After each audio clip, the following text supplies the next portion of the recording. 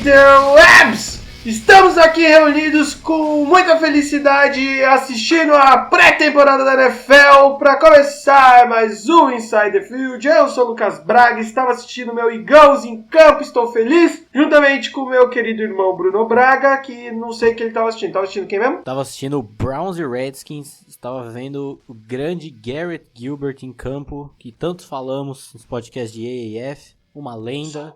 Saudoso, MVP, tentou 3 passes, errou os 3, sensacional. É um mito. Como a gente acabou de falar, precisam estar comendo solta aqueles jogos horríveis, mas que a gente consome assim como um náufrago no deserto, né? Quando acha uma poça d'água. Exato. Se você assistiu o Super Bowl passado até o final, você não pode reclamar de jogo de preciso. Exatamente, ainda mais se você assistiu o Super Bowl passado, que nem eu e o Bruno, que a gente combinou de assistir junto, fez hambúrguer, comprou cerveja, porra toda, você não tem que reclamar da precisão não, irmão. Exato. Antes de começarmos, como sempre, aquele jabazé, sigam a gente no Instagram, lá no Instagram a gente interage, essa semana rolou um leve desabafo aí, que eu comentei nos stories lá, não foi pistolada, mas foi falando sobre como é importante, vocês que gostam, vocês que consomem esses conteúdos, tipo o nosso, principalmente o nosso, como é importante vocês compartilharem, vocês incentivarem, espalharem a palavra por aí para o projeto crescer, e quanto mais cresce, melhor para todo mundo, né? Melhor pra gente, que a gente consegue investir mais tempo, mais dinheiro, mais recursos no podcast para ele crescer no modo geral, e mais para o público no modo geral, que vai ganhar mais conteúdo. Não se esqueçam de se inscrever lá no nosso canal do YouTube. A gente ainda quer bater os 100 inscritos antes do kickoff da temporada regular. E não se esqueçam de nos seguir lá no Spotify. Gente, tudo relacionado a gente é só procurar Inside the Field ou Inside the Field Podcast, que você acha. Aparece o capacetinho preto, vermelho é rosa, sei lá, nunca sei. Preto e bordô, né? E aí aparece lá Bordô, dou moral. Gostou, né? Então, resumindo o pacotão, porque esse podcast vai ser longo, grande, então precisamos resumir o Jabazex. Basicamente, se inscreve em tudo, segue tudo e compartilha. Espalha a palavra, ajuda o nosso projeto a crescer, porque todo mundo tende a ganhar. Beleza, hoje foi rapidinho, mais sucinto, porque não é à toa que deixamos para finalizar aí as duas NFCs mais complicadas. E hoje, como você viu no título, NFC Oeste, uma das mais abertas, uma que o hype tá comendo solto, e é dela que vamos começar falando agora, de Arizona Cardinals. O pior time do ano passado. Fechou a temporada com 3-13 aí, ganhando de presente o first pick draft desse ano, né? Olha aí, um time que foi praticamente um mascote, né, aqui no podcast. Lembrando sempre, com uma certa tristeza, que enquanto estávamos fazendo os podcasts semanais sobre cada rodada, teve um podcast que ele não pôde ir ao ar, que foi o podcast no qual nós hypamos os Cardinals de uma maneira inacreditável e ninguém nunca viu a luz dessas falas, então elas nunca aconteceram. E nunca verão, porque eu já apaguei tudo aqui, já, mano. E o foda é que, tipo assim, tem 2 episódios nossos que acabaram não indo pro ar, né, que foi esse da gente hypando os Cardinals, e graças a Deus não foi, e o que a gente fez primeiro de quarterbacks, lembra? E esse eu sinto saudade porque a gente zoou o Derek Carr num modo extremo. Pena que eles não verão um dia, né? Não, esse aí foi só favelado, né? Não foi. Mas enfim, falando de Arizona Cardinals, Bruno, o time que foi o pior da divisão, então me fale das fraquezas dele. Pior da divisão, da liga, de tudo. Do planeta. Fraquezas, tal qual eu coloquei aqui, tudo e mais um pouco, né? Porque, assim, pouquíssimas coisas para serem salvas. Você drafta um quarterback na primeira rodada, você dá zero estrutura para ele se desenvolver, para ele tentar se desenvolver. Você taca ele com uma linha ofensiva horrível, um corpo de recebedores limitadíssimo, como eu coloquei aqui, foi o pior ataque aéreo e terrestre da temporada, pra você ver o nível, que foi bem assim. E, cara, é o desastre completo, saca? Não tem, é simplesmente impossível dar certo isso, velho. Não, tipo, mano, você falou aí do que enrascada, né? Porque assim, falar das fraquezas é basicamente isso. Tudo deu ruim, então a gente já vai meio que falar falar um pouco aí dos jogadores de destaques, que o principal deles, querendo ou não, foi o Josh Rosen, porque ao mesmo tempo que ele foi destaque, ele foi vítima desse time, né, mano? Como você falou, como que você quer pegar um quarterback calouro e jogar ele num time totalmente desestruturado e, tipo assim, cara, basicamente o que o time tinha era um jogador, tá ligado? Que nem é o Josh Rosen, saca? Então, assim, tudo tava errado, não tinha jogo... O jogo aéreo foi o pior e olha que tinha um jogador muito bom, mas isso passa diretamente com relação à linha ofensiva, que é dar tempo de pocket pro cara conectar passe. Você não tinha nenhum running back decente, que também passa aí pela linha ofensiva segurar o pocket pra dar tempo de fazer as jogadas. E a defesa, irmão, era chegar e deitar em cima. Então é foda, né, velho? Não tem, tipo, totalmente sem condições, nenhuma condição de dar certo, porque você ainda não estrutura, tipo, mano, vestiário também é uma zona, troca de nego em comissão técnica durante a temporada sendo feita, então assim, tudo errado dentro de campo, fora de campo, em todos os níveis, assim. Sim, com certeza. Cara, já que a gente começou a dar uma passada aí, quais foram os jogadores de destaques de 2018? Temos que citar, né, a vítima, Josh Rosen, foi o quarterback draftado na primeira rodada. Tinha, né, como qualquer quarterback é draftado na primeira rodada, você imagina, principalmente de um time que estava em baixa, você imagina que ele vai ser trabalhado para ser, talvez, né, o franchise, e aí, tarará. E, conforme tudo que nós falamos, trataram ele de qualquer jeito, tacaram ele na vala, e ele ainda foi um cara muito nice guy, e que é um cara que tinha um potencial, né, poderia ser trabalhado bem ali ao nível de você ir construindo e melhorando ele aos poucos, mas abriram mão dele, vazou do time, agora tá lá em Miami, que eu acho ok, porque pelo menos é um time sincero, é um time que tá uma merda, mas ele tá uma merda na sinceridade, que ele tá no rebuild, tá tancando e vamos nessa, sacou? Estilo Kenan Kell, vamos nessa. Enquanto o Cardinals, digamos que ele tinha uma promessa, entre aspas, de poder trabalhar ele como quarterback principal, tarará, e deu no que deu. Então, no final das contas, assim, achei meio estranho tudo como foi trabalhada essa questão dos quarterbacks, mas querendo ou não, vai acabar sendo um melhor, ao meu ver, né, pelo menos pro Rosen, que foi a vítima aí nesse esquema todo. Continuando ainda, o único jogador do ataque que se salva também, digamos que uma vítima a longo prazo, né, pelo quesito lealdade, que é o grande Larry Fitzgerald, né, cara, um vovô. É uma lenda já, né? É uma lenda, um vovô, um idoso. E, cara, é um wide receiver incrível, assim, consegue manter uma constância absurda em um time que não produz tanto há algum tempo. E, tipo, obviamente, não é um wide receiver destruidor, top 5 da liga, mas é um cara constante, mesmo com a idade avançada e tudo mais, ele ainda consegue se manter ali no alto nível e no nível decente para um time tão zoneado, o que é uma coisa muito incrível, né? Sim, com certeza. E na defesa, digamos assim, o único rapaz ali que dava uma salvada era o cornerback Patrick Pearson. O único que conseguia dar um destaquezinho ali, se não me engano ele chegou aí pro Pro Bowl também, e era, cara, pontos isolados que dava pra salvar num time que teve 3 vitórias. Né? Realmente, mano. Você falou do Fitzgerald aí você resumiu bem. O cara que tá aí por pura lealdade, por todo esse negócio de não, vou ficar no time que me draftou, que me deu toda essa projeção. Porém, é tão triste quanto, por exemplo, o Saquon Barkley, tá ligado? O Saquon Barkley tá tendo no começo de carreira o que o Larry Fitzgerald tá tendo agora no final de carreira, tá ligado? Tipo, jogadores com potenciais gigantescos. No caso do Fitzgerald, ele não precisa provar mais nada pra ninguém. Hall da Fama, certeza, um dos melhores wide receivers da história. Mas, tipo, tá nessa pindaíba aí, não tem muito o que fazer, né, cara? Velho, principais reforços que esta bagaça desse time nos trouxeram na Free Agent. Até que foram buscar algumas peças decentes, né, para compor principalmente a defesa. Trouxeram Terrell Suggs lá de Baltimore, que é um senhor linebacker, principalmente no quesito idade também, né? Então você compõe ali a terceira idade, os bancos amarelos do busão em Arizona.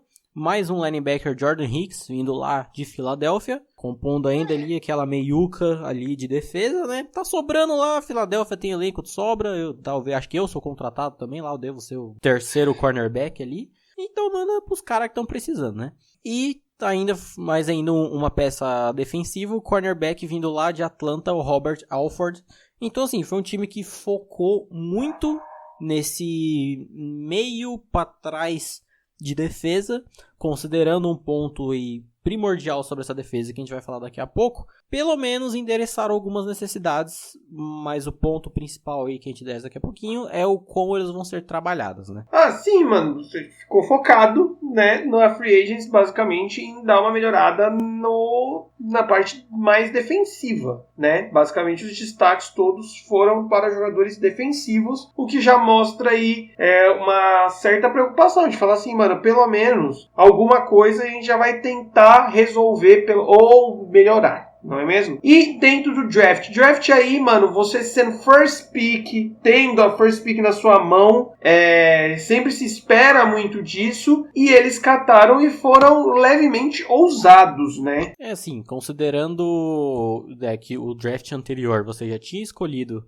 um quarterback cedo, né? Primeira rodada com picks altas. Você repetir esse feito já põe um ponto de exclamação meio estranho, né? Considerando as trocas de comissão técnica que a gente chega daqui a pouco. Mas como já vinha sendo falado, especulado por todo mundo há muito tempo, o Kyler Murray, quarterback, draftado no primeira escolha geral, que tem a principal foi a escolha a dedo do técnico, do Cliff Kingsbury, que a gente fala daqui a pouco, para poder rodar o esquema, o tal do Air Raid Offense, que é um cara que está acostumado com esse esquema, e é um esquema que foi utilizado como base por muitos quarterbacks que estão aí hoje na liga, já como o Baker Mayfield, um pouco do Patrick Mahomes também, e até outros quarterbacks, óbvio que mais longe desse sistema em específico, mas como o Robert Griffin III, vários outros aí. Então, um cara que vem, né, para assumir esse manto, o que só fica muito meio que como posso dizer, uma observação aí que caso no quesito mais organizacional dos Cardinals, que é caso não dá certo de novo, se eles vão tacar os pés pelas mãos e draftar outro quarterback na primeira rodada de novo e começando essa mesma pindaíba toda a temporada, né? Que aí também é foda, mas veremos, porque foi, né, uma questão mais estruturada em relação ao time como um todo. Além dele, trouxe o cornerback Byron Murphy, que é um bom prospecto, né? Falamos 200 mil vezes do quão defensiva era o foco dessa classe. E o Byron Murphy é um cara que tem tudo para se desenvolver bem aí, caso haja, né, um bom trabalho em volta dele. E o wide receiver Andy Isabella, que também faz um bom encaixe, digamos assim, uma peça para se encaixar bem nessa Air Raid Offense e tem tudo aí para produzir bem dentro desse esquema ao lado do Murray, né? Com o Murray fazendo os passes. Cara, eu acho que, ao meu ver, isso daí foi uma aposta alta e, como eu falei antes aí, uma aposta ousada. Porque, tipo assim, cara, você tá basicamente colocando todas as fichas que a sinergia Murray com o head coach, que a gente vai falar daqui a pouco, seja realmente muito certeira. E o grande porém disso daí é que, tipo assim, cara, uma coisa é o college. Outro planeta é a NFL, tá ligado? É o mesmo esporte, sim. Mas é a mesma coisa de quando você vê a Copa do Mundo de futebol normal, que aí você vê jogos tipo de Brasil, Argentina, França, Alemanha e tal, e sempre todo ano aparece, sei lá, um Senegal, tá ligado? Um Egito. É futebol que tá jogando, não é? É a mesma coisa, sim, mas, mano, o nível é diferente, tá ligado? A qualidade é diferente. Então, bancar esse negócio de um esquema, basicamente, uma filosofia de jogo que deu muito certo no college e apostar totalmente que isso vai dar certo, eu acho uma aposta muito grande. O que temos aí de poréns positivos é que o Kyler Murray já se mostrou um cara que aprende rápido, tá ligado? Um cara que se molda muito bem. Então fica em aberto aí, né? Se vai dar todo certo. Isso tudo que a gente falou é baseado muito nessa comissão técnica nova, que vem praticamente toda nova aí, formado pelo head coach Cliff Kingsbury, que foi responsável por mandar Josh Rosen embora e draftar Kyler Murray. O Offensive Coordinator tá aqui na nossa pauta como provavelmente Tom Clements e o Defensive Coordinator Vance Joseph. O que temos a falar desses caras aí, Bruno? Em relação à comissão técnica, é um ponto complicado agora em Arizona.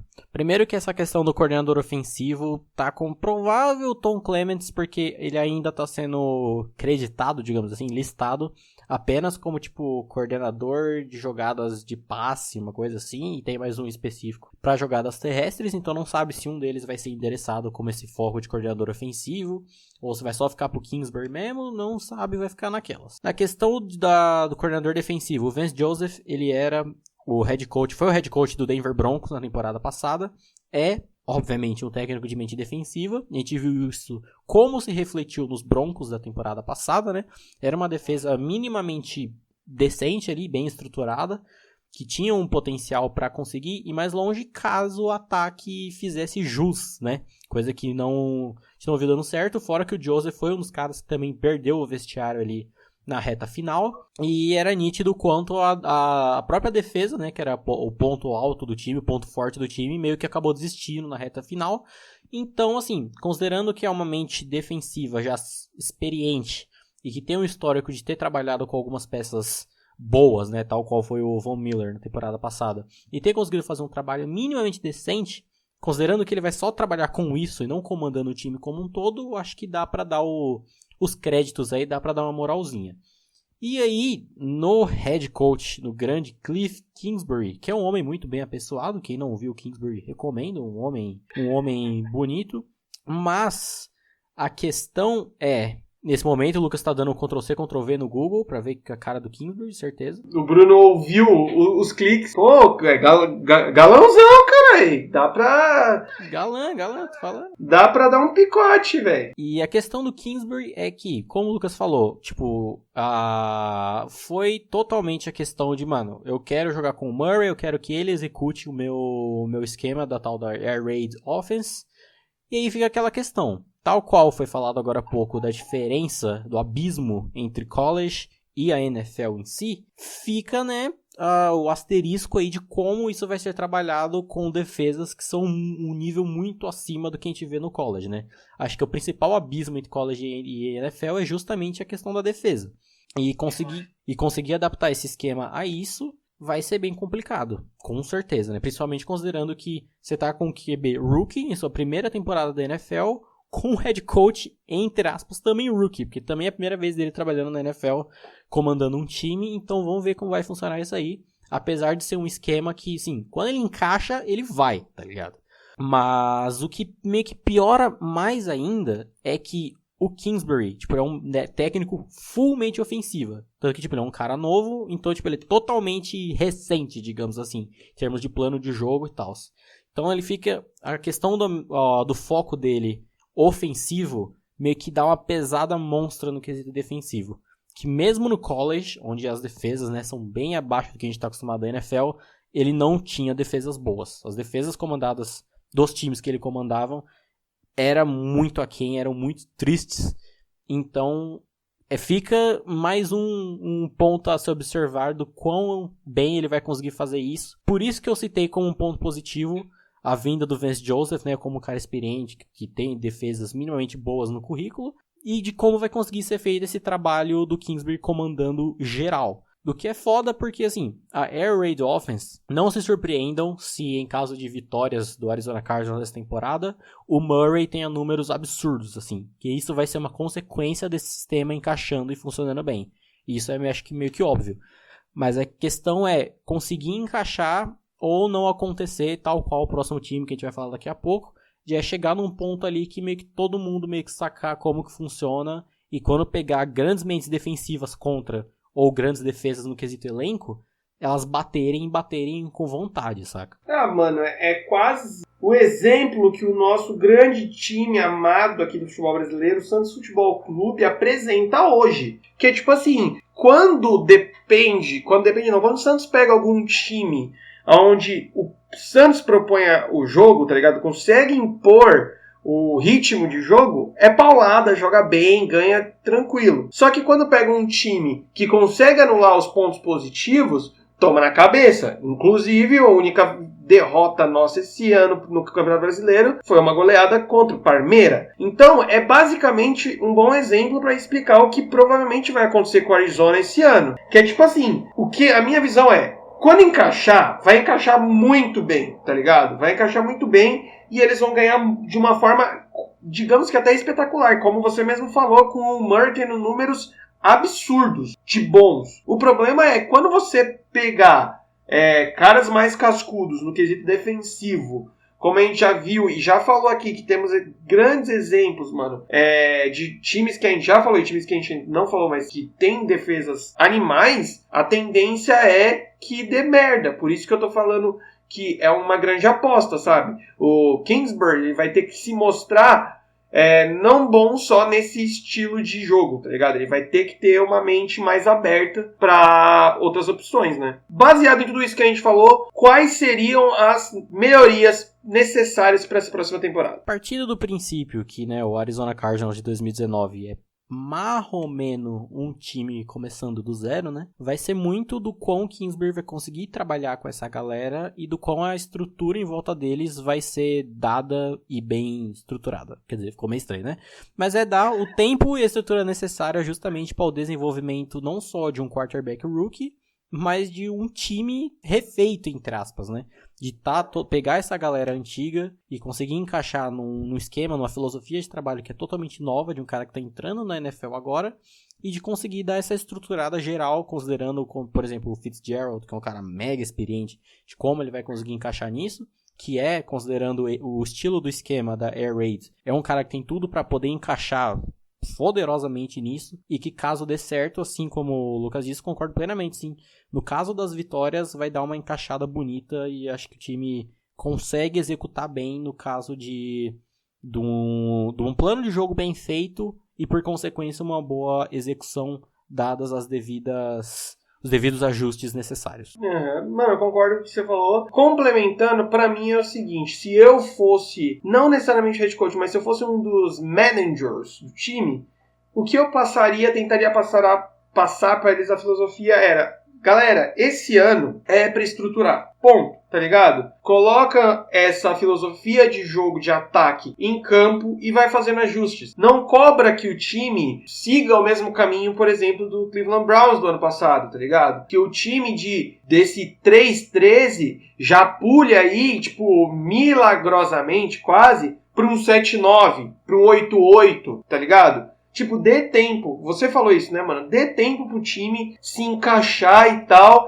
se conhecer, se entrosar. E aí, mano, pode ter vitórias expressivas aí. E aí, o ano que vem, você só pega algum no draft ou na free agency, uma pecinha ou outra. E aí sim, joga o time pra frente, tá ligado? Pra finalizar então, cara, qual que você acha que vai ser o recorde do time nesta próxima temporada? Então, eu creio muito nessa questão de, tipo, ir na vibe geral, assim, de vamos fazer um trabalho do zero, bem feito, bem estruturado, a longo prazo, e que isso não esteja, tipo, seja em jogador, seja em comissão técnica, seja no quesito da administração do time, da franquia, aliás, que, mano, tem que estar todo mundo junto nessa parada de vamos um passo de cada vez, saca? Porque o potencial, ele tá lá. Ele tem o potencial oculto que tá lá.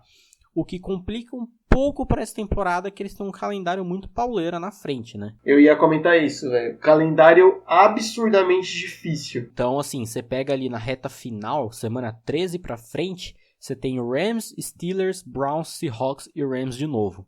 Então, assim, é uma sequência muito pedrada.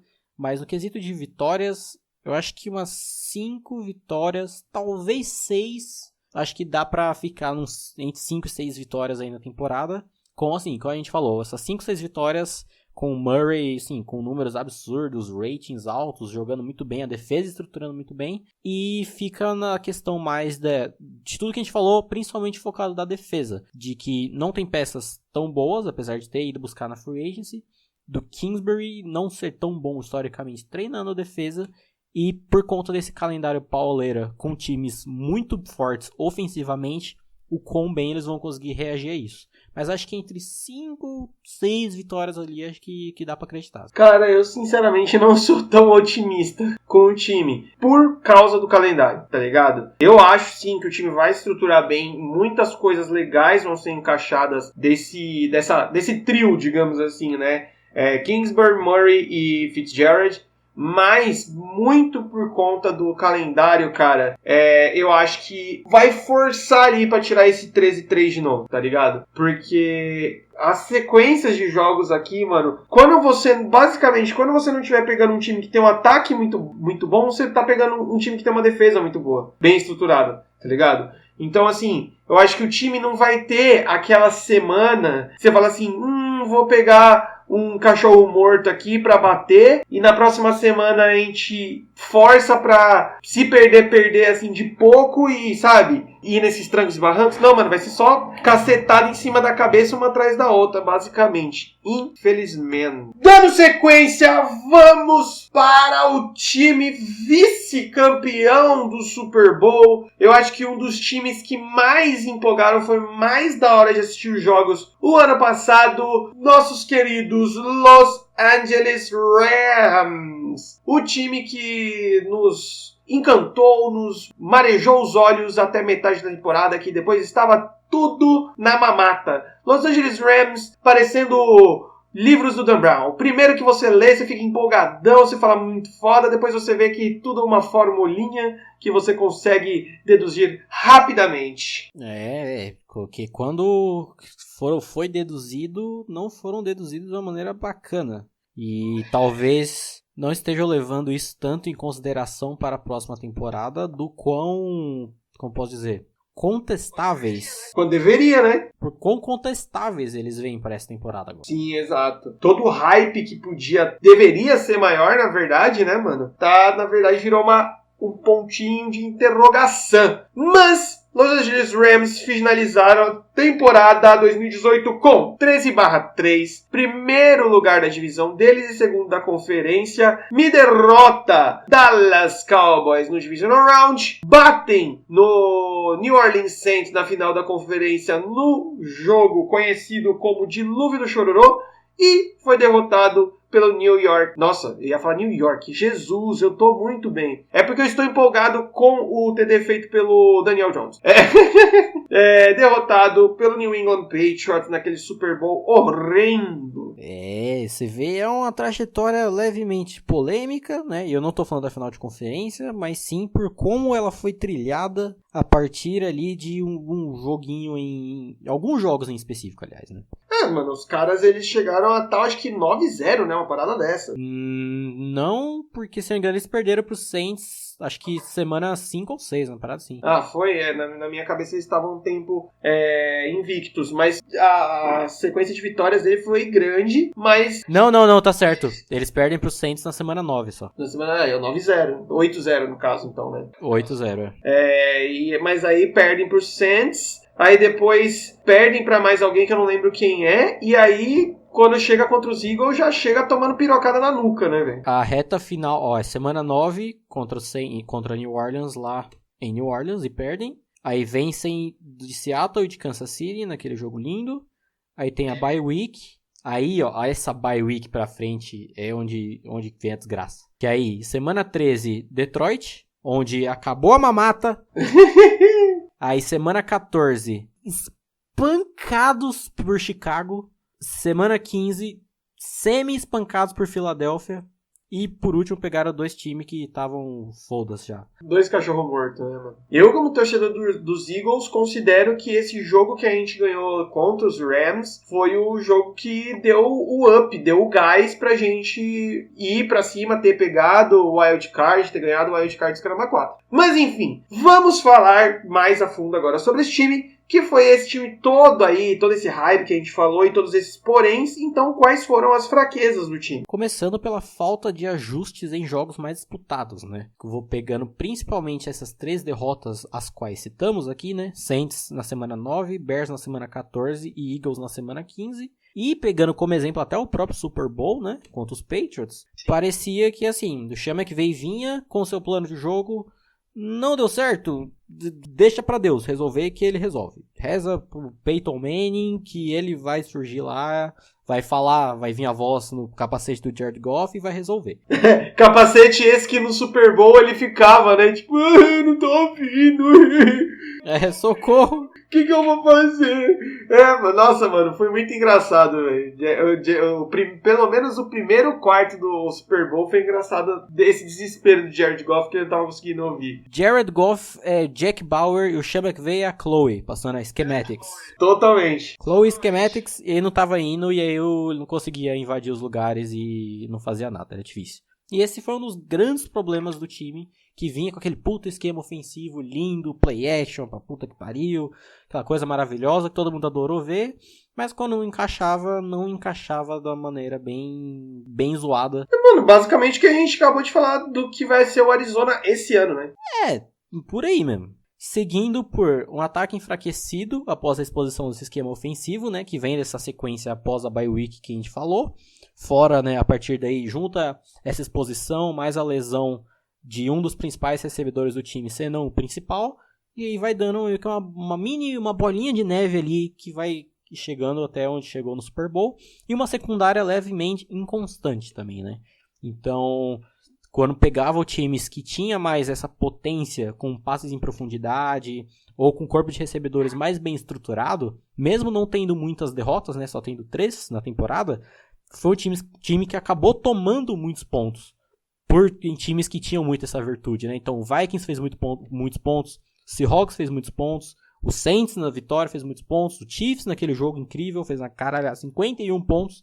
Então era uma secundária que acabava sofrendo bastante em certos momentos do jogo. Sim. E foi uma parada meio bizonha, né, mano? Como o time desestruturava totalmente quando o outro time pegava o que acontecia, né? E esse negócio aí que você falou de falta de ajuste nos jogos disputados, ao meu ver, é falta de ajuste no jogo. Ponto. Tá ligado? Em qualquer jogo. Quando você pegava um time, um time que, por exemplo, o próprio Eagles, vamos dar um exemplo do Eagles, que tem um head coach muito safo, muito inteligente como o Doug Pearson, tá ligado? Poderia até começar dando certo o jogo do Rams, tá ligado? Mas por ter essa mudança, esses ajustes durante o jogo, no caso de Filadélfia, conseguia virar o jogo e ganhar. Por exemplo, uma coisa que o Rams não tinha. Era a mesma coisa que a gente acabou de falar do bagulho do Santos e do Arizona aí. Mano, quando o jogo encaixava, pô, ganhou o jogo, ponto. Quando não encaixava, velho, era duro de ver, era feio de ver. Você quase chegou no ponto que eu vou falar ali depois do porquê que o meu hype pra eles essa temporada é muito questionável. Mas segue o jogo.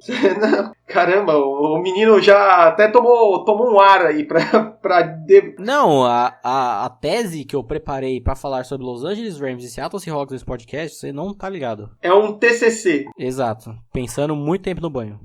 Nossa, caralho. Vamos falar dos jogadores de destaques de 2018 para Los Angeles Rams. Um time, né, com uma virtude principalmente ofensiva, né, aquele esquema que quando encaixava era bonito de ver para todo mundo. Começando por, obviamente, talvez o melhor running back da temporada, o grande Todd Gurley, né. Foi o running back com mais touchdowns da temporada, nada mais justo. Uma peça importantíssima nesse esquema do Sean McVay. Um cara, apesar de tudo, né, tem toda essa questão do esquema, encaixar, quando não encaixar ia tudo pro caralho. Mas é que em muitos jogos ele conseguia dar uma desafogada cabulosa, considerando que a linha ofensiva dos Rams é ok, assim, tipo, não é ruim, mas também não é nada demais. Então era um running back que conseguia compensar isso e dar uma desafogada incrível nesse ataque. Continuando falando de dois wide receivers, começando pelo que eu falei lá, o que justamente se machucou, mais um ali para a lista de crushes da NFL, o Cooper Kupp, que também é um homem muito bem apessoado aí, recomendo quem não viu, mas que era, como eu falei, talvez o principal recebedor desse time, não no quesito, como posso dizer, quesito dele ser tão acionado, né? Porque o time conseguia ter essa pluralidade no corpo de recebedores como um todo, por ser um corpo bem completo, né? Mas o Cooper Kupp, acho que no quesito talento, ele se destacava em relação aos outros. E foi uma das faltas que o time teve, porque ele se machucou, se eu não me engano, na metade da temporada, alguma coisa assim. E ficou de fora até o final. Cara, adendo rápido sobre o Cooper Kupp, que você tava falando sobre a importância dele assim. Ao meu ver, ele era o passe mais seguro, tá ligado? A famosa rota vermelha do Madden, tá ligado? Que tipo assim, mano, apertou, solta nele que ele vai resolver. Continuando com mais um no corpo de recebedores, que era um corpo de recebedores bem completo, como eu disse, o Brandon Cooks, que conseguia ele fortalecer muito bem as rotas cruzadas com a do Kupp. E após a lesão dele, né, teve que meio que assumir esse manto aí como recebedor principal do time e até conseguiu fazer um bom trabalho dentro desse esquema. Indo para o outro lado da bola, né, o lado defensivo, obviamente o monstro, a lenda, o jogador defensivo do ano pela segunda vez seguida, incontestável, número 1 no top 100 de jogadores da NFL, né, para a próxima temporada. Totalmente justo. Aaron Donald não tem palavras para citar o quão incrível é este homem, não é mesmo? Morreu? Eu tô esperando você responder o louvor ao Aaron Donald. Ah, tá, não. Eu não entendi que era uma pergunta assim. Eu pensei que era tipo um bagulho retórico, tá ligado? Tipo, não é mesmo? Sim, é. Você vê o quão óbvio era, né? O quão unânime era. O que eu tenho a acrescentar? Nada. Continuando aí, um outro rapaz que fortalecia nessa linha defensiva, que não está mais no time, né? Já estamos lá no podcast passado, retrasado, aliás, que é o Ndamukong Suh, que fortalecia esse pass rush no miolo da linha fortemente. Passando para um cara ao lado ali da borda da linha, né? O famoso Beirola, que entrou no time no meio da temporada, vindo lá de Jacksonville. Dante Fowler Jr. fortalecia ainda no edge rush, né? A pressão pelos lados. Apesar de ser horrível contra o jogo terrestre, fortalecia ali contra o passe. E a galerinha mais do fundo dessa defesa, o grande Aqib Talib, cornerback já bem rodado, bem experiente, que apesar de, né, não ser mais a lista de jogadores que não jogam mais o tanto que ele jogou no seu ápice, ainda é um jogador muito bom e faz um trabalho bem completo. E talvez o pilar de constância, o mínimo que tinha na secundária do jogador lá do fundão, o safety John Johnson. Eu lembro de ter zoado muito esse nome na temporada passada, mas que era talvez o único safety que conseguia manter uma certa constância nessa secundária doida. Eu tô parecendo aquele... Eu sou o roster que... Não é roster, cara, esqueci o nome. Eu sou tipo o maluco que só apresenta mesmo. Porque, mano, não tem o que acrescentar com esses nomes aí no time, né, velho? É quase que uma constelação. Todos os jogadores... Milton Neves diria Los Angeles Rams, maravilhoso. Maravilhoso! Todos esses nomes aí são jogadores de destaque das suas posições e pode ver que cada um aí em uma posição bem variada. Então, eu acho que foi a receita do sucesso do Los Angeles Rams ter um elenco tão plural. E só uma baixa também, né? É importante isso. E mesmo assim, mas aí você vê também que mesmo com essa... Sim, uma baixa e meia, porque o Todd Gurley chegou no final da temporada surrado, vai. Tá indo no caminho da tese ali, que vai chegar.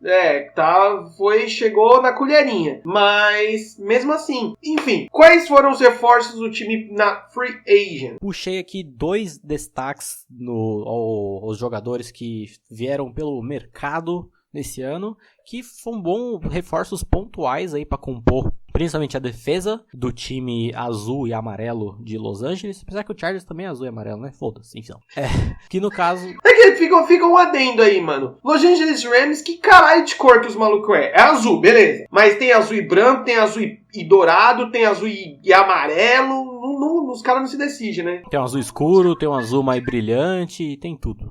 Começando por um dos jogadores de destaque, que compôs uma das 3 melhores defesas da temporada passada, Eric Weddle, safety vindo lá de Baltimore, mas podemos dizer um senhor reforço, digamos assim, para essa secundária que foi tão inconstante, e para compor a cota de beleza do time, né, com suas belas madeixas, Clay Matthews vindo lá de Green Bay, mais ainda fortalecendo essa defesa. É um cara bem completo, mais que também, assim, às vezes as pessoas acabam colocando num degrau muito alto. Patamar, né? Pelo que ele já jogou considerando que ele já tá numa mini decadência, porque tá ficando velho, mas ainda um jogador muito bom, e que dá uma renovada, né, nessa defesa que foi tão inconstante durante a temporada. Sempre importante, sempre bom, não é mesmo? E no draft, qual foi o que eles aprontaram? Nomes pontuais e que podem ser muito importantes para esse time nessa temporada, começando pelo safety Taylor Rapp, avisando que também os Rams não tinham escolha de primeira rodada, né, nesse draft. Então foi meio que o que sobrava ali, jogadores muito mais específicos, considerando, né, que você já ia pegar mais a rapa, você podia ir mais direto ali em algumas escolhas. O safety Taylor Rapp, como eu falei, secundária inconstante, você traz uma galera nova, trabalha ela meio que do zero e você consegue construir um corpo um pouco mais sólido. E um jogador que pode talvez ser mais importante do que muitos imaginam, que é o running back Darrell Henderson, que foi draftado, creio eu, que na 3ª ou 4ª rodada. Que, ok, como um prospecto ele não é nada demais, mas dentro desse esquema dos Rams, e considerando o que o Lucas falou agora há pouco, de que não sabemos a real situação da saúde do Todd Gurley, né? Que ele terminou com o joelho bichado, ele chegou a perder alguns jogos, por exemplo, o Divisional Round contra Dallas, quem jogou foi basicamente o CJ Anderson. Passado aquele jogo, foi falado que ele estava saudável, mas chega na final de conferência, ele divide carregadas, e no Super Bowl ele também dividiu carregadas. E considerando também que o CJ Anderson não está mais no time, o Darrell Henderson meio que vem para dar uma fortalecida nisso, principalmente caso, o que eu duvido muito, seria muito extremo acabar acontecendo isso, né? Acabasse de cortando o Gurley, porque pagam uma nota pra ele no contrato, então às vezes você tem um rookiezinho ali já engatado, dá uma desafogada nesse quesito. Né? Mano, assim, esse bagulho de cortar o Todd Gurley é meio improvável, mas a gente sabe como que é os rolês pra running backs, né? Então, mano, vai depender muito também do desempenho do menino Henderson. Chegamos aí na comissão técnica tão badalada e tão esburacada, porque como a gente brinca há um tempo já, você tendo o zap do head coach do Rams, a galera de outros times vai te chamar para treinar também, mas comissão técnica formada pelo já grandioso head coach Sean McVay, offensive coordinator o Jedd Fisch e o defensive coordinator o Wade Phillips. Sean McVay aí o cara que carrega a bandeira dos novos técnicos, né? Os técnicos novinhos. Em relação ao Jedd Fisch, ele tá aí também, tal qual estava o rapaz lá, coordenador ofensivo dos Cardinals. Mano, do jeito que você falou, eu entendi Dead Fish, tá ligado? Tipo a banda de hardcore, saca? Caralho, você pica. Rolar uns moshzão lá na sideline e tal. A bateria fritando. Ele não é confirmado, assim, com certeza, o coordenador ofensivo. Tá parecido na situação que eu falei lá do coordenador ofensivo de Arizona, considerando que, né, o head coach tem uma mente ofensiva muito bem estabelecida, que é o caso do nosso querido Sean McVay, que, apesar de toda essa contestação que eu disse em relação à falta de ajustes em jogos muito disputados e dar uma certa pipocada tática, digamos assim, quando batiam de frente com ele de uma maneira foda, é um cara que vem, entre aspas, levemente contestado para essa temporada, que é agora que ele vai ter que mostrar realmente se ele é isso tudo mesmo, se ele é o cara foda, se ele é a nova mente ofensiva da NFL, porque assim, se foi um esquema que se expôs de uma maneira cabulosa na reta final da temporada e foi, né, já sendo bem parado por bons times durante essa temporada, de um ano para o outro, então, a maneira que os times vão estudar já esse plano, a execução dele e os leves mudanças que ele fazia, é uma maneira cabulosa que ele vai ter que realmente... Eu quero ser surpreendido pelo Sean McVay, eu quero pagar a língua, eu acho muito difícil, mas eu quero pagar a língua que o McVay vai ser capaz de fazer uma parada nova, conseguir manter, não manter, né, mas conseguir pelo menos segurar o time com algumas coisas diferentes. E o grande Wade Phillips, coordenador defensivo, para quem não lembra, era o coordenador defensivo lá do Denver Broncos em 2015, daquela defesa maravilhosa, campeão do Super Bowl 50 e tarará, mas que consegue, ainda é um cara muito inteligente no quesito pass rush, edge rush, pressão do QB como um todo, que apesar de a gente ver que não funcionou tão bem quanto o nosso querido Tom Brady no Super Bowl, mas que no quesito geral, assim, questão de linebacker, secundária como um todo, foi um cara que meio que deu uma leve cagada no pau, né, nessa temporada aí. Cara, é complicado, mano, porque basicamente o que a gente vai ter é esperanças, né, com relação a essa, não só a esse corpo da comissão técnica, mas como o time no modo geral, né, que a gente vai poder falar melhor agora, quando a gente vai falar das melhorias necessárias para a próxima temporada. É agora que o bicho pega, que a mãe chora e a criança não vê. É agora que você coloca os slides, a apresentação em PowerPoint. Porque assim, aqui na pauta eu coloquei de uma maneira resumida, né? Que é uma coisa que todo mundo já meio que tem em mente. Tem que renovar o esquema ofensivo, porque mó galera já sacou qual é desse time. E ter uma defesa mais constante. Porque a gente viu a secundária, que foi, de certa forma, um problema, principalmente com times ofensivamente muito fortes. E o pass rush conseguiu se manter muito bem estabelecido durante boa parte da temporada, mas que também foi dando uma decaída até o ponto de ser não nulo, porque foi um jogo muito pegado no Super Bowl, mas de não ter conseguido mostrar, exercer metade da pressão que tinha exercido até então. E aí vem a questão que é assim, ao meu ver, já ir começando pelo resultado final e eu vou destrinchando ao redor do... Ao meu ver, os Rams ficam em segundo nessa divisão, com uma campanha 10-6 ou 9-7 suado. Por quê? Vamos lá. Jared Goff é um problema. Temos que falar sobre Jared Goff, né? Como começam os textos do Facebook. Foi um rapaz que foi extremamente dependente desse esquema, como vimos, e que nós zoa, por exemplo, o grande Kirk Cousins, que a gente vai endereçar mais no próximo podcast. Mas, só dando uma prévia, o Cousins ainda tinha que lutar pela vida jogando com uma linha ofensiva horrível. Tal qual eu já citei aqui, a linha ofensiva dos Rams não é foda, mas também não é nada demais. Então não tinha esse problema grande assim de linha ofensiva. E foi o cara que dava umas pipocadas em vários jogos. Lucas, desafio. Me fala um jogo importante, realmente importante, que o Jared Goff jogou bem. Ah, cara, é difícil. Se você pegar os principais jogos do ano, incluindo os jogos que os Rams ganharam, talvez o jogo que ele mais jogou, assim, nesse sentido, talvez tenha sido contra o Chiefs. E aí você pega o fato que o Chiefs não tem defesa e que não foi um jogo realmente importante, assim, no quesito que ia ser expressivo para classificação de time, jogo de playoff, e ele não era. E aí vem a questão aliando ao esquema ofensivo do Sean McVay e por que ele vem tão contestado para essa temporada. A partir ali daquela bye week da semana 12 e na semana 13, fatídico jogo contra os Lions, foi um jogo que pouquíssimas pessoas viram, que eu lembro que quando a gente fez a prévia, né, na semana anterior, a gente falou, coitado do Lions, vai ser espanco, né, tadinho, deixa os garotos brincar, não sei o quê. E o que aconteceu? Foi uma defesa que já tinha se mostrado muito boa perante times fortes, vide o plano defensivo deles para vencer de New England na temporada passada, e foi um time que conseguiu segurar muito o jogo e dar um trabalho que em teoria não deveria ter dado. Porque se compara elenco a elenco, o Lions, mano, temporada passada não tinha metade, se bobear 1/3 do elenco dos Rams. Então não deveria ter sido um jogo tão pegado quanto foi. Apesar da vitória dos Rams por 30-16, que é um placar relativamente largo, né?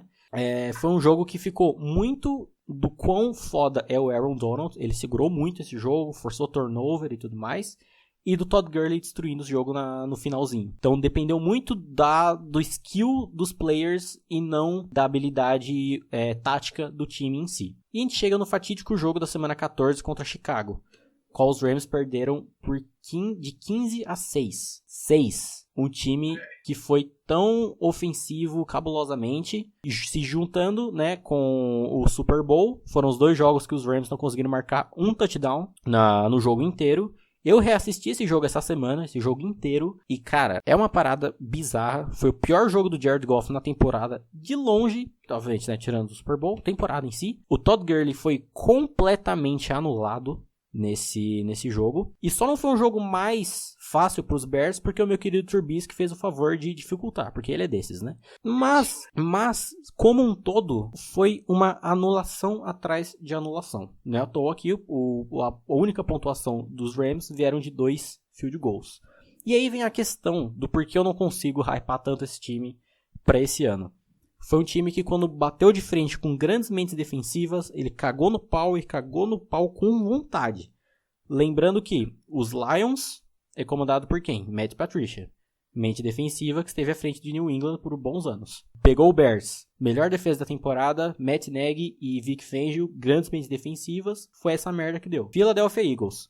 Doug Pearson, tal qual o Lucas disse, é um cara muito inteligente, e tem o Jim Schwartz comandando a defesa, que também é uma mente defensiva muito inteligente, apesar de não ser tão citada. E aí você pensa, porra, mas ainda assim foi um time que chegou no Super Bowl. Mas você pega a trajetória deles até lá, só meio que confirma o que eu tô querendo dizer. Dallas Cowboys foi uma defesa muito foda durante a temporada? Foi, mas deu uma leve morrida nesse jogo, tanto de jogo terrestre que eles cederam. E o Cowboys é comandado por quem? Jason Garrett, que é uma mente palminha, grande palminha, que é uma mente ofensiva. Final de conferência contra o Saints, apesar da polêmica, comandado por Sean Payton, que é uma mente ofensiva. Apesar de, defesa do Cowboys é muito boa, defesa do Saints é muito boa, o foco acabava não sendo neles, no final das contas, no plano de jogo geral. No Cowboys a gente via que era, mas no conceito geral acabava não sendo. E aí você chega no Super Bowl contra a maior mente defensiva da história, podemos dizer isso, e o time foi completamente anulado, em que a pontuação conseguiu ser pior ainda que a do Bears, que o do Bears conseguiu pelo menos fazer 2 field goals, né? Podemos cravar isso.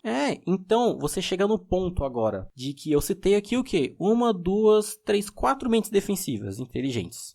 Como um todo, né? Juntando os times todos. Mano, foi vergonhoso até, né? Agora você vai passar para uma outra temporada, onde você vai pegar um calendário médio. O calendário dos Rams é médio, não é tão difícil assim, mas que você vai enfrentar algumas mentes defensivas bem perigosas nesse meio, e no qual a maioria da galera já te estudou, e que um time dentro dessa divisão tem uma grande mente defensiva comandando ele. Sim, que é o Seahawks, né? Exatamente, que é outro time da tese também, que eu vou chegar lá no finalzinho. Então, cara, pra mim é tanta coisa pra você arrumar. Voltando ainda no Jared Goff, vamos pegar os QBs da classe do Jared Goff.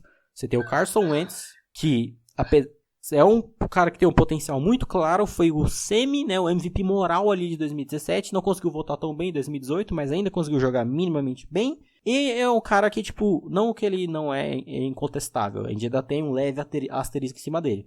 Mas eu acho que o mínimo a gente sabe que ele faz, o mínimo ele é perfeitamente capaz de fazer. Dak Prescott, basicamente similar. É um cara que tem um potencial muito bom, tem todos os problemas que a gente já falou, mas tem um potencial bom, joga bem, é decisivo, podemos dizer isso, porque ele tem muito mais vitórias do que derrotas, e considerando que ele não tem um corpo de recebedores tão bom quanto Eagles ou Rams. Fora a linha ofensiva inferior aos dois times também. E a gente chega no Goff. A melhor corpo de recebedores, comparação aos outros dois quarterbacks que possuem.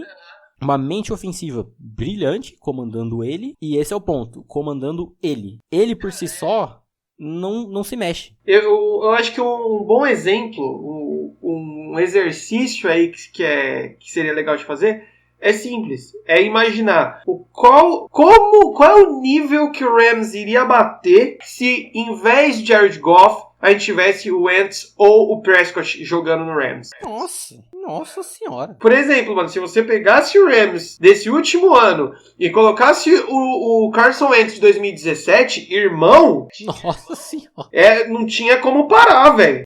Bate qual que era? A defesa lá dos Dolphins invictos lá de 80, caralho, tá ligado? Não, e bateria no... É que eu ia dar o exemplo do New England lá, mas o New England acabou perdendo pros Giants. Mas ia chegar nesse nível aí, tá ligado? E, cara, a gente tá chegando num ponto também no quesito dos quarterbacks, é que eles estão indo o quê? Pro seu 4º ano, certo? Esses 3. Quarto ou terceiro? Não, quarto. Ou seja, eles não estão mais se desenvolvendo. Primeiro ano, os três não fizeram porra nenhuma. Não, o Prescott foi bem no primeiro ano. É que ele sempre é naquela, né? Na mesma, né? O Dak Prescott, né? Ele não sobe muito nem desce muito. Mas primeiro ano, o Dak Prescott na mesma, o Wentz e Goff não deram em nada. Segundo ano, o Wentz voando, o Goff melhorando um pouco e o Prescott na mesma. Terceiro ano, esse foi o último, e quarto ano eles estão indo. Então não é um quarterback que você consegue terminar com um resultado ok. Você terminou, por exemplo, a temporada do Baker Mayfield, você fala, puta, aí sim, é daí pra cima. Ou até os caras que nem foi tão bem, por exemplo, Sam Darnold, que tem uma evolução muito clara e só tem a melhorar, que teve uma curva de evolução durante a temporada e muito provavelmente vai jogar melhor, vai conseguir evoluir para a próxima temporada. Então já chega num buraco que o Rams levemente se enfiou, considerando com a questão da renovação do Carson Wentz que foi feita, a renovação do Prescott que tá batendo na porta, o próximo é o Goff. Você vai tacar dinheiro no Jared Goff? Vale a pena? Já que é só pra botar um cara lá pra executar o sistema do Sean McVay, caso ele continue dando certo. E por isso, a conclusão aqui do TCC, espero que a banca tenha gostado, que é muito difícil, ao meu ver, apesar de ter um calendário relativamente tranquilo, entre aspas, mas, por exemplo, polêmica aqui, né? Vamos começar as polêmicas. Eu não estranharia o Rams começar a temporada 0-3. Caralho, é um ponto. Porque eles pegam os Panthers em Carolina, os Saints e os Browns em Cleveland. Então, assim, não tô cravando esse caso, mas uma coisa que não me surpreenderia por conta dessa sequência. Sacou? E por conta de todo esse histórico. Então, por isso que eu, nessa questão da classificação, falo segundo lugar na divisão, lutando arduamente por um wildcard, porque esse wildcard da Conferência Nacional vai estar doideira, loucura. E com uma campanha, considerando o calendário, acho que um 10-6 o Rams consegue. Mas aquele 10-6 ali, suado. Caraca, cara, assim, você tá totalmente descrente, digamos assim. Tem os argumentos. Depois desse TCC eu acho que é impossível ficar debatendo muito. Mas eu sou um pouco mais otimista com esse time, principalmente porque eu eu creio muito na capacidade do Sean McVay, tá ligado? Eu acho que ele é um cara que... O que faltava pra ele dar uma deslanchada boa, que ele não tinha essa experiência ainda, era a experiência de um Super Bowl, tá ligado? E eu acho que foi até bom, pensando na carreira dele, ele ter perdido esse Super Bowl, porque isso vai trazer muito, muito pra ele, tá ligado? Vai ser um amadurecimento, aquele amadurecimento moleque, que a gente gosta do famoso amadurecimento baseado na tomada de cu, tá ligado? Então, eu creio sim que ele vai crescer muito com isso. Consequentemente, o Jared Goff vai ser um espelho, no sentido de, tipo assim, irmão, essa temporada vai ser a temporada tapinha na bunda do Jared Goff. Que é assim, cara, ou você mostra por que caralhos a gente gastou uma first pick de draft em você, ou você vai embora. Ou você começa a evoluir, a crescer com o time e dar retorno em campo, ou você vai embora. Baseado nisso tudo, cara, eu acho que dá pra refazer o 13-3, dá pra... Quando eu fiz as minhas previsões gerais aqui, antes desse TCC todo, o meu empolgou estava muito maior que o Rams, mas eu vejo que o 13-3 tá saudável ali, tá ligado? Tá ok. Eu acho que o time não vai cair tanto a esse ponto, justamente pela capacidade que o McVay tem. Olha aí, já dizia o poeta, a experiência entra pelo cu, né? Nossa, exatamente. Mas aí fica meio que um ponto a favor do meu argumento, é que caso o Jared Goff não dê certo, a reserva dele é o Blake Bortles, né? Mas enfim, vamos prosseguir. Olha só! Não, tipo assim, caso o Jared Goff não dê certo, pula na privada da Sky. Dando sequência, temos um dos times mais clássicos da NFL, o time que eu amo falar o nome errado, nosso querido São Francisco 49ers, famoso San Francisco 49ers, o time que sempre tenta remar, bate na trave uns anos aí, mas não consegue chegar aos tempos gloriosos de outrora, né? Olha aí, declarações polêmicas. Não é farpa se é verdade, né? Vamos... Não, exato. Vamos concordar nisso. Vamos pontuar isso, vamos frisar esse negócio. Campanha da temporada 2018 com 4-12, terceiro lugar da divisão, segunda pior campanha da temporada. Muito se explica, né? Mas mesmo assim, cara, eu acho que a perda de um quarterback não justifica tanto assim. Você vê que essa divisão foi céu e inferno, né? Teve o segundo seed da conferência, o outro batendo bem ali, campanha positiva, e do outro lado os dois primeiros picks do draft, assim, foi bem céu e inferno. Mas é um problema, óbvio, você perdeu o seu quarterback, sempre é um drama. Principalmente não tendo um cara muito bem estruturado ali, preparado para substituí-lo. Mas ainda assim passeia por alguns outros problemas que vão além da perda de um ser tão bonito em campo. O ser mais maravilhoso e belo de todos os esportes que eu já vi na vida.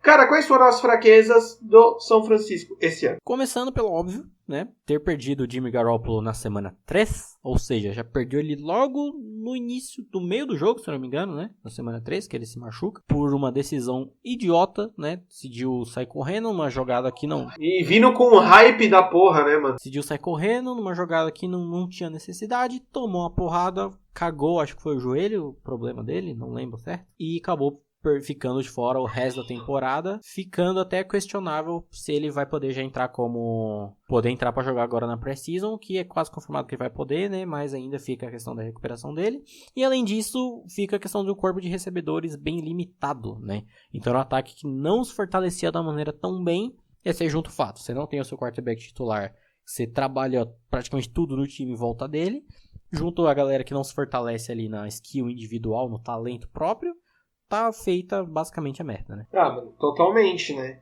Mas eu acho meio estranho, mano, e eu fiquei até um pouco com dó. Primeiro que a gente sempre comenta de jogador perder a temporada por lesão é foda, mas que o hype que a torcida tava vindo em volta do Garoppolo era muito grande, né, velho? E ele ter dado essa garoteada e se machucado de graça foi um balde de água fria na galera dos 49ers, porque eu via muito a galera aí, tipo, caralho, mano, finalmente, esse ano, vamos se estruturar, e agora vai, e é foda, né, mano? Agora vai, né? É triste, principalmente considerando que é uma franquia tão grande, né, com tanta história, e porque, assim, você pega que o final de temporada 2017 pros 49ers é similar ao final de temporada dos Browns 2018. É uma campanha que, tipo, o time acabou não indo a lugar nenhum, em termos de classificação e tal, mas termina muito em alta, porque o time tava numa merda absurda, o Garoppolo entra em 2017, não lembro a partir de qual semana, e o time não perde mais a partir que ele entra. Então você fica, porra, agora, é nóis, temporada que vem, irmão. Ele não é só bonito. O cara ficou sendo reserva do Tom Brady, não deu chilique esse tempo inteiro, e agora vai assumir o time, mano, fechou o rolê. E aí dá essa merda e é realmente triste, né? Considerando toda essa questão de lesão. O cara perder a temporada inteira, é uma merda. Né? É uma desgraça. Cara, quais foram os jogadores de destaque pra este ano? Começando pelo óbvio, o incrível, a lenda George Kittle, o tight end que se manteve de uma maneira incontestável nesse time. Foi o 8º recebedor como um todo da liga com mais jardas. E o 3º com os melhores ratings no overall entre os tight ends, né? Ficando ali perto ali do Zach Ertz e do Travis Kelce. Na minha opinião, o George Kittle foi o melhor tight end da temporada passada como um todo. Justamente considerando que eles não tinham o quarterback titular.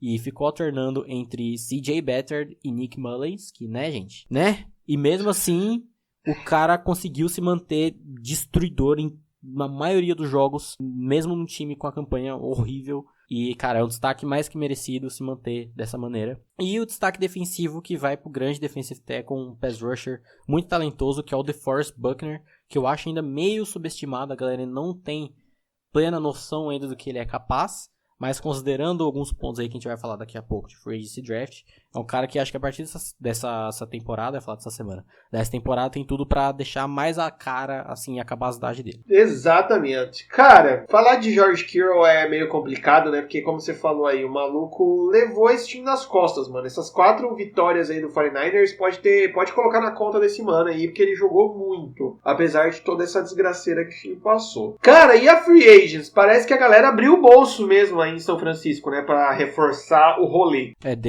Foram bem diretos, assim, em certos pontos, né? Começando pelo linebacker vindo lá de Tampa Bay, o Con Alexander, que vai ser um reforço pontual pra essa defesa conseguir rodar mais bem. Mais bem é foda, né? Mais bem. Conseguir rodar melhor. O TCC cagou a nota agora. Conseguir rodar melhor, principalmente nessa cobertura de meio de campo. Dando uma passeada ali na galera do ataque, tem o running back vindo lá de Atlanta, Tevin Coleman, que não é um running back lá essas coisas, e se eu não me engano ainda pagaram uma nota nesse cara, então meio estranho. E um wide receiver vindo lá de Filadélfia, né, que lá tem gente pra caralho. O Jordan Matthews, Que, se eu não me engano, é o cara que chegou a ter alguns snaps importantes no time nas últimas temporadas, mas era o banco do banco, no final das contas, né?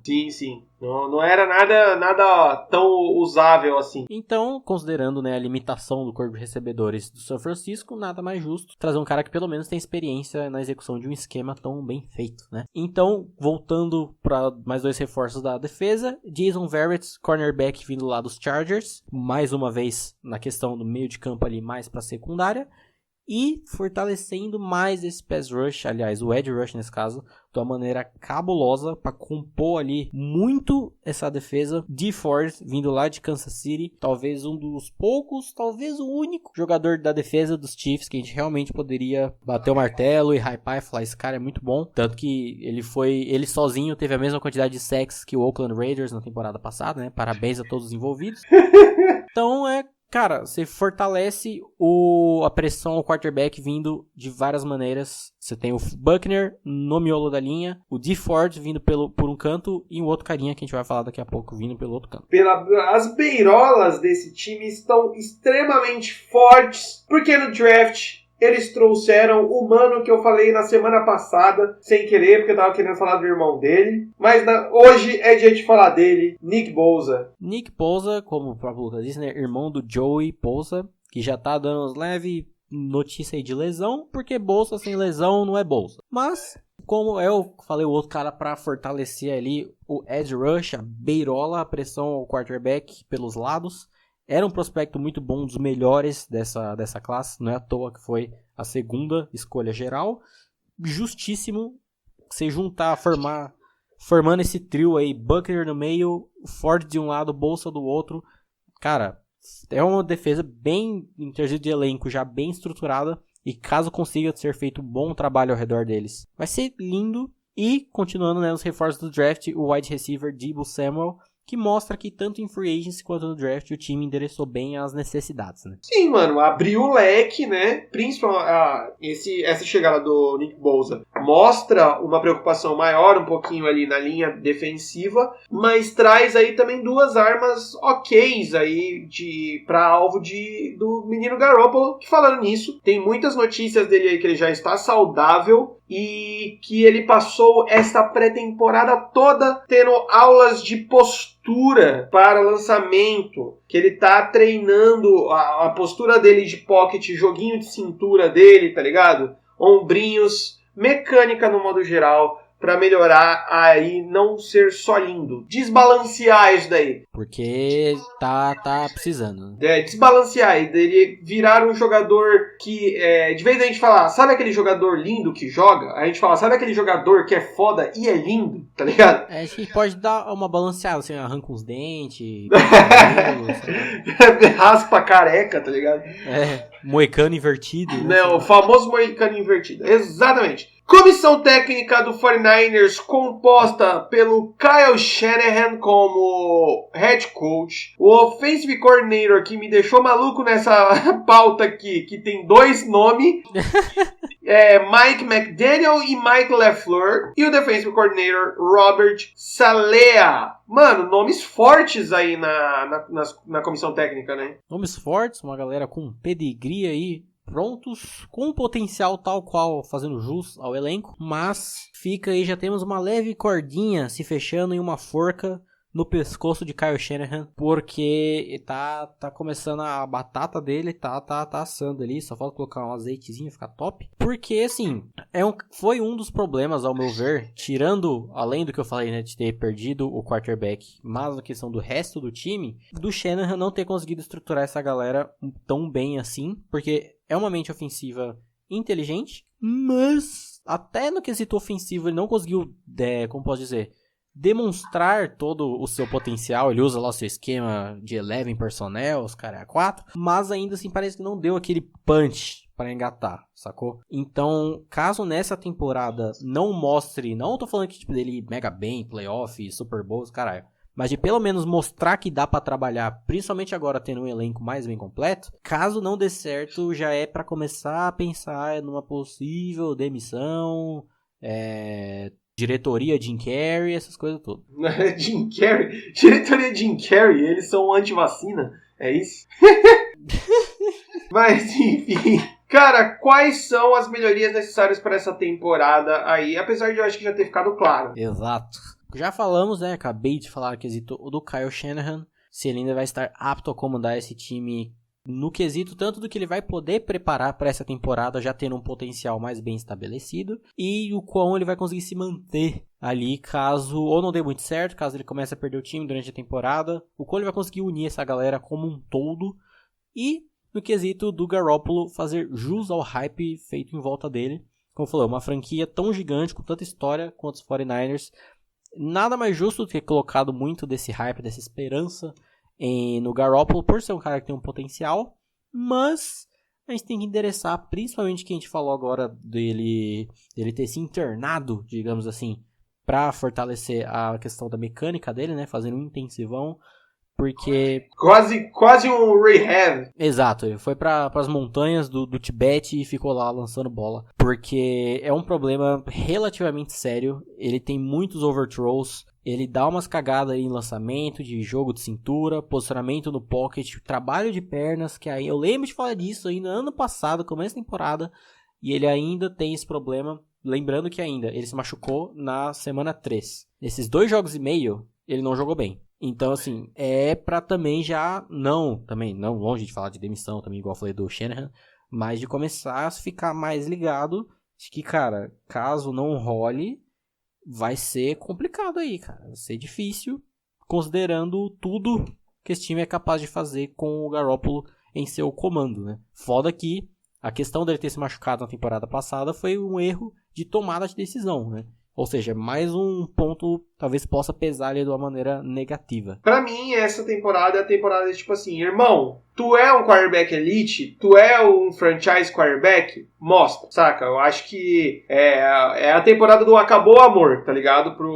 Não só pro Garoppolo, mas pro Shanahan também. Basicamente, resumindo, é isso. Pra finalizar, qual que você acha que vai ser a campanha dos 49ers pra esse ano, cara? Eu acho que o principal pra esse time nesse ano é mostrar que dá, saca? De pegar esse elenco e falar, galera, tem um potencial aqui, a gente vai fazer o máximo que dá, mas a partir daí a gente vai trabalhar, fazer um projeto mais, não a médio prazo, mas de ir trabalhando aos poucos e de que pelo menos eles têm um calendário relativamente difícil, né? Tem umas pedreiras chatinhas, mas dos jogos que dá pra ganhar, eles meterem bronca ali, destruírem tudo, apesar de ser um time que, mano, 2 lesõezinhas assim já meio que dá uma desestruturada cabulosa. Então, se fortalecendo bem ali, é um time pra mostrar que, mano, tem um potencial muito bom, que dá pra lutar ali talvez uma segunda colocação nessa divisão, arduamente por um wildcard, que eu não acho que consiga chegar, mas que fecha com uma campanha, acho que um 8-8,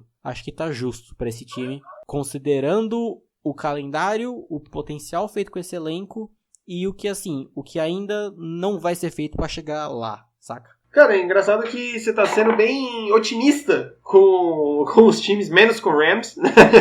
Mas eu acho que tem um grande potencial, sim, o 49ers. Eu chuto um 6-10 aí, porque é um calendário misto. Porque vão ter jogos mais de boas. Mas, por exemplo, vou falar os últimos 6 jogos do 49ers, você me diz. Packers, Ravens, Saints, Falcons, Rams e Seahawks. É pra fechar a temporada com o orifício anal alargado, né? Mas... Sim. Eu creio que eles consigam sim esse 6-10, muito passando pela como que o Garoppolo vai estar. Mas eu acredito sim que ele vai melhorar bastante e, consequentemente, o time todo vai melhorar junto com ele. E para finalizar essa divisão, que uma das divisões aí mais complicadas, sem sombra de dúvidas, temos Seattle Seahawks. O grande time da cidade do grunge, não é mesmo?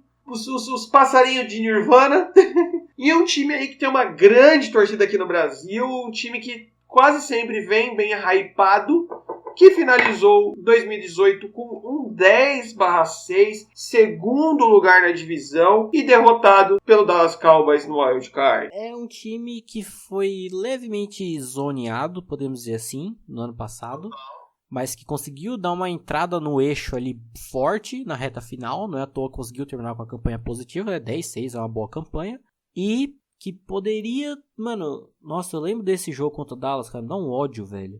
Que, mano, o potencial tava todo lá, tava tudo ali e enfiaram na bunda. Muito triste. A famosa pipocada, né, velho? Pipocada com aquela manteiga oleosa, bela, da hora, assim. Aquele baldão chicante, né? E o foda é que se você prestar atenção no time, é um time com peças experientes pra ter dado essa rateada feia. Pois é. Mas quais foram as principais fraquezas do time nessa última temporada, cara? Começando, né, já endereçando basicamente um problema que se manteve praticamente a temporada inteira e se tornando muito evidência, principalmente no wildcard contra o Dallas Cowboys, que eram planos ofensivos confusos para um grande caralho e juntando com poucos ajustes durante o jogo. Então você já não começava com um ataque tão bem estruturado assim no quesito tático e você não adaptava tanto ele.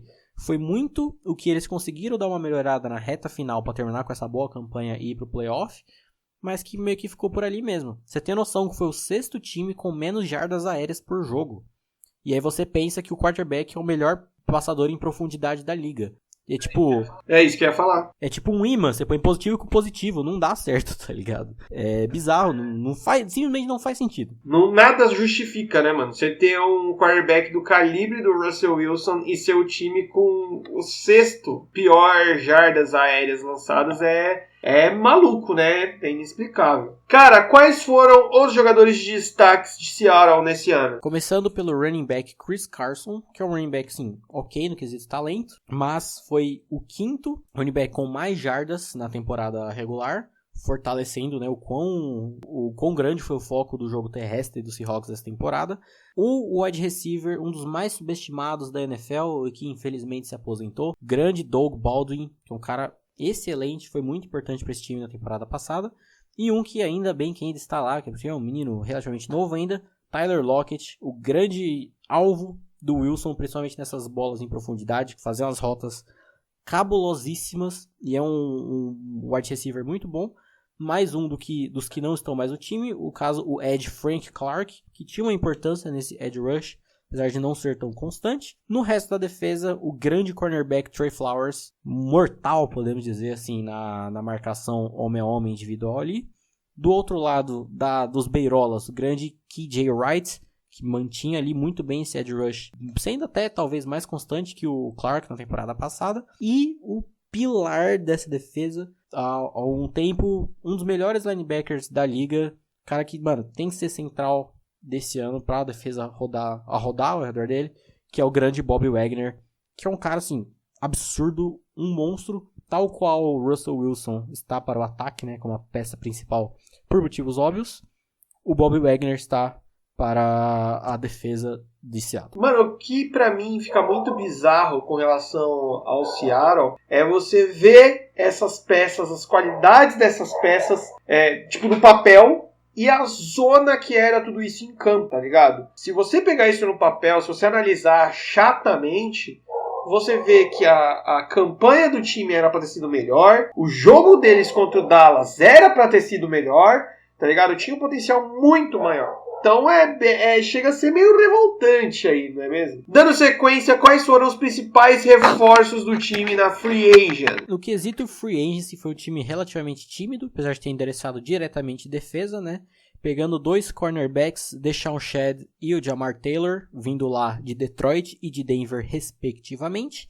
E fortalecendo o pass rush no miolo da linha, Al Woods, defensive tackle, vindo lá de Indianapolis. Então tiveram um foco meio que bem claros, assim, bem específicos, apesar de não terem tido, como posso dizer, nenhuma grande contratação, assim, por já terem deixado claro o quão importante vai passar a ser essa defesa em função do Bobby Wagner. É isso aí.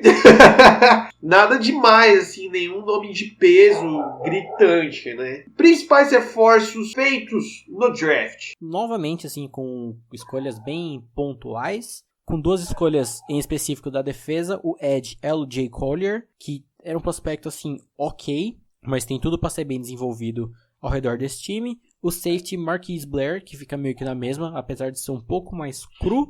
E uma escolha que muita gente ficou surpreendida dela ter caído tanto e ter sobrado pro Seahawks ali, se eu não me engano, na terceira rodada, não lembro ao certo. O cara que é amigo do John Gruden, esse daí é amigo do John Gruden, da escola. Que curte uns remedinhos de cavalo ali. O grande, literalmente, o wide receiver DK Metcalf, que justamente acabou caindo muito no draft por essas suspeitas de anabolizantes, porque o cara chegou o Bane, né, no dia do Combine boladilson, mas que pensando no quesito tático, tem muito a dar certo com o Russell Wilson por ser muito bom em rotas verticais.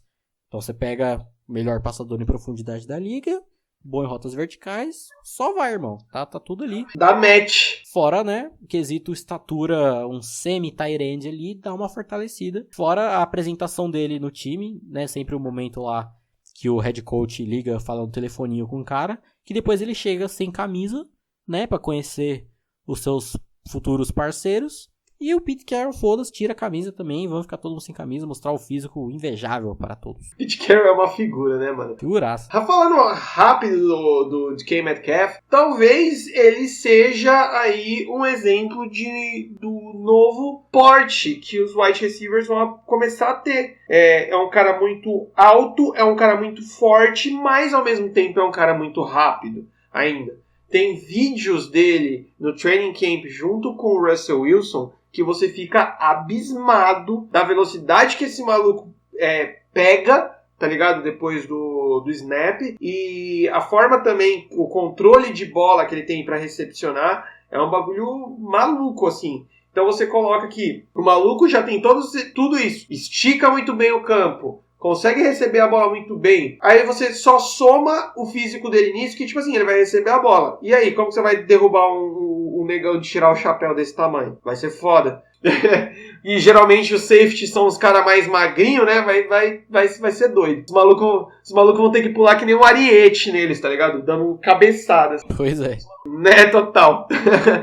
Comissão técnica do Seahawks, formado por essa figura, esse senhorinho bacaninha, tá ligado? Chamando Pete Carroll. Offensive Coordinator, o Brian Schottenheimer. E o Defensive Coordinator, Ken Norton Jr. Treinei para falar o nome do Brian, tá? Só pra deixar claro. Aí sim, o alemão tá pontual ali.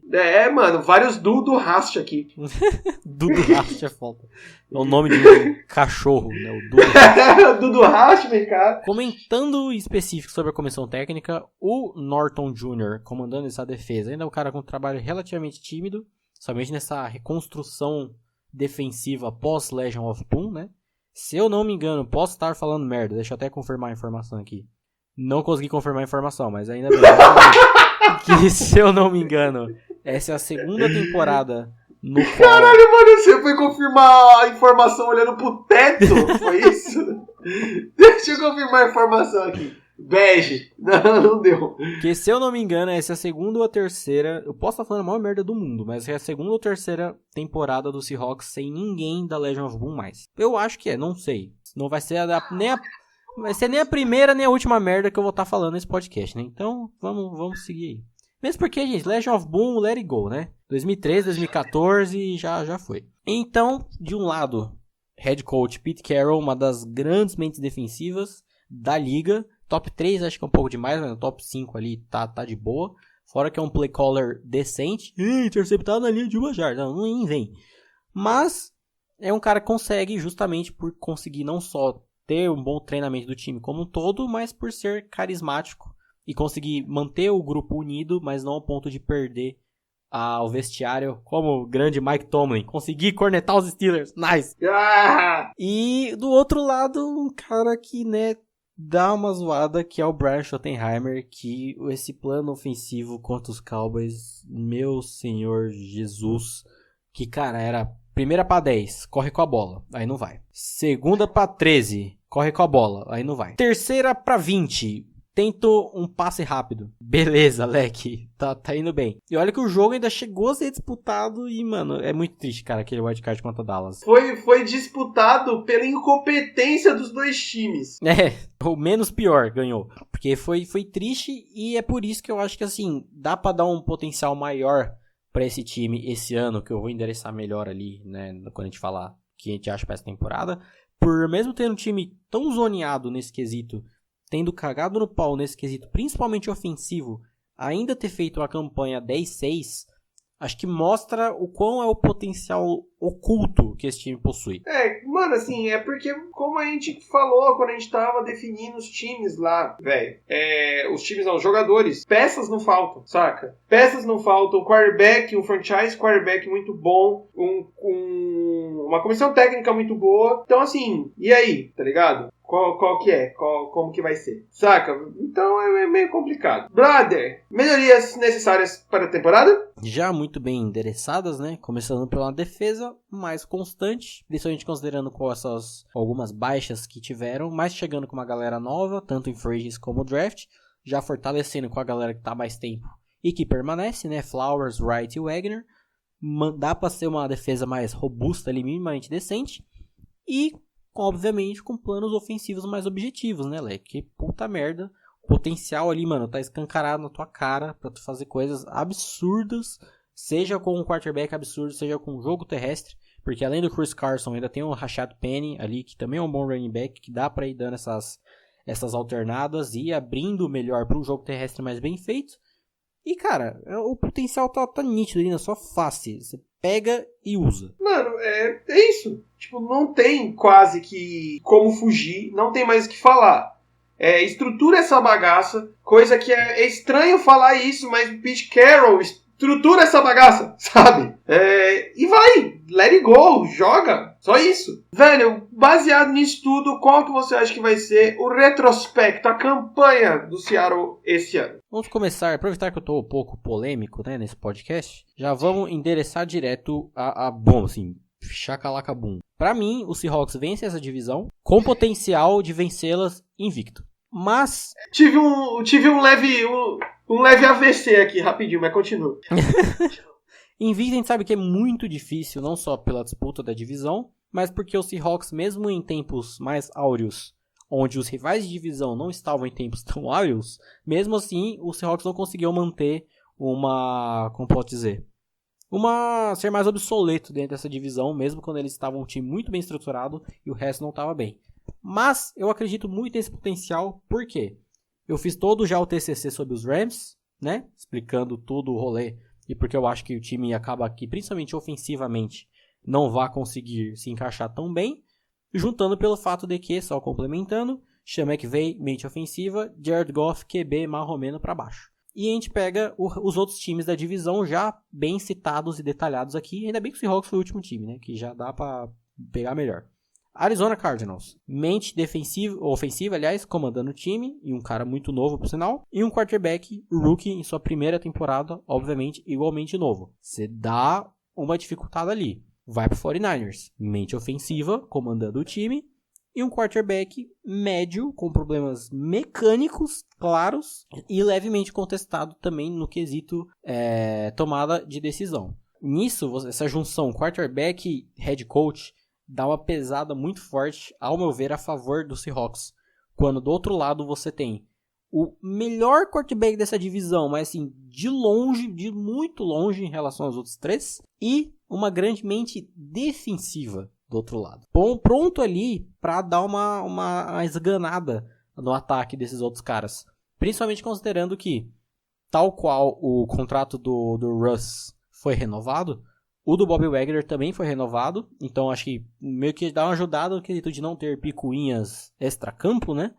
E por já ter meio que deixado definido que eles vão ser as peças principais de cada lado da bola, o que não é nada mais justo, né? Considerando a capacidade de cada um. Então por isso eu vejo esse potencial que eu falei que é oculto muito nítido. Um time que na temporada passada passou por maus bocados internamente ali, que não conseguiu extrair tão bem esse potencial, ainda teve uma campanha 10-6 e que também poderia ter claramente ido mais longe em playoff. Com isso mais bem estruturado e já tendo plena noção do tão longe pode ir, já tendo essa questão dos Rams vir um pouco mais ali embaixo, talvez, né, não sabe. E que eu vejo esse potencial muito, como posso dizer, mais à tona do Seahawks. Ao meu ver, muito do que está sendo feito com os Steelers na AFC Norte tá sendo feito com o Seahawks aqui na NFC Oeste. E nego tem muito hypado em volta de um time e nego tá esquecendo da plena capacidade que o outro tem, saca? Eu acho que tá tendo muito isso com os Seahawks. Então, pra mim, eles vencem essa divisão, como eu falei, com capacidade de ganhar ela invicto, mesmo sendo muito difícil. Mas, na campanha geral, mesmo eles tendo um calendário médio pra cima, né? Médio pra difícil. Mas eles não pegam, ao meu ver, no final, assim, muitas sequências cabulosas, que eu acho que dá uma ajudada, fora que, mano, todo esse potencial absurdo de bater de frente com times mais fortes. Então, eu acho que uma campanha de 11, talvez 12 vitórias, tá show pro time de Seattle. Cara, baseado nisso que você falou aí agora, a renovação do Russell Wilson e do Bob Wagner é uma parada bem da hora, porque você tá dando mais importância ainda para jogadores que já são extremamente importantes dentro do time, dando esse protagonismo, não protagonismo só, mas tipo essa responsabilidade para esses caras. E tipo assim, caras, vocês vão estruturar isso daqui, tá ligado? Uma responsabilidade que eles já tinham e só foi renovada isso. Então você tem uma base para criar e melhorar um time. Isso é muito interessante. Esse negócio que você falou de comparar eles com os Steelers é realmente muito interessante, porque a galera tá esquecendo de olhar para os Seahawks e tá esquecendo do peso que os Seahawks têm, da mesma forma que aconteceu com os Steelers. Porém, eu acho que o calendário deles ainda é um pouco pesado demais para tá pegando essa estruturação aí. Porque, mano, você vai pegar Steelers e Saints, semana 2 e 3. Você pega mais pra frente Eagles, Vikings e Rams. Eagles, Vikings, Rams e Panthers na sequência, assim. Então, eu acho que o time vai ter que ter muito coração, tá ligado? Eu acho que a capacidade deles realmente é grande, mas eu ainda não consigo ser tão otimista com eles. Eu acho que forçando não, porque se tudo der certo, né, tudo vai dar certo. Mas eu acho que contemporâneo. Mas eu acho que eles vão bater aí um 10-6, um 9-7, eu acho que dá pra tirar. Muito mais do que isso, eu acho que não. Muito mais do que isso é o meu pensamento de tudo dar certo mesmo, sabe? Que se tudo dá certo, tudo dá certo. Exatamente. E falando em dar certo, mais um podcast lindo de bonito terminando aqui, rapaz. E vai ter a partida, aí depois disso, só vai ter mais um podcast de divisões. A gente vai ter encerrado, não é mesmo? Olha isso, que trabalho lindo. Olha aí, que lindo, que alegria, que beleza. E olha, se esse podcast já teve polêmicas, teve denúncias. Lembra qual era o partido que no momento eleitoral parecia assim, denúncia? E aí passava, você lembra o que era? Todos, tá ligado? Mas... Não, que tinha um específico, tinha uma vinheta muito cabulosa, enfim. Vai ser, mano, pauleira na cara, porque NFC Norte... Seja o que Peyton Manning quiser, porque vai dar ultimate doideira. Por mim, só tinha um campeonato à parte desses 4 times jogando. Por mim, deveria ter feito um Hard Knocks da NFC Norte. Boa, justo. Só pra ver o pau fechando, porque, mano, são times com a capacidade gigantesca, mas que com uma desordem desgraçada. E, velho, não vai ser à toa que vai ser o último episódio dessa temporada toda, né? Dessa temporada que a gente fez aí de análises das divisões. Uma divisão composta por grandes quarterbacks e o Aaron Rodgers. Fica aí para a interpretação de cada um, né? Exato. Muito obrigado novamente, senhor Bruno Braga. A partir desse momento, já pare tudo que você está fazendo e vá fazer a pauta da NFC Norte, porque ela vai ser louco. Realmente beirando as 250 páginas. Vou ter que imprimir e encadernar aqui para a gente poder usar. Mas é pique isso mesmo, porque ó, já fiz estudos mais aprofundados sobre alguns times aí, mais questões vai ter polêmica pra caralho. Só falta alguns outros dois aí pra dar uma segurada melhor, mas vai ser foda. Vou até sentir falta de fazer essas pautas belíssimas sobre as divisões, mas vai fechar aí a tampa de uma maneira bacana. Bem louco, cara. Muito obrigado novamente. É nóis. E é nóis. Então é isso. Não se esqueçam de tudo que a gente sempre pede. Se inscreve, curte, compartilha. Principalmente compartilha, gente. Mostre aí pros seus amiguinhos. Como eu falei já há um tempo atrás, para compartilhar o EP lá no Spotify é muito simples. Se você estiver ouvindo a gente no Spotify, já vai lá, mete compartilhar que vai pro Stories, pro seu Stories do Instagram. da hora, você vai mostrar aí que tá ouvindo, consumindo uma mídia muito louca, que é o podcast, ouvindo sobre futebol americano, e todos os seus amiguinhos que verem isso vai falar, olha só que legal, que batuta, eu vou ouvir também, isso vai ajudar bastante a gente. Então é isso, fiquem aí com a Pré-Season, que tá da hora, mas tá uma merda, mas tá da hora, e tchau!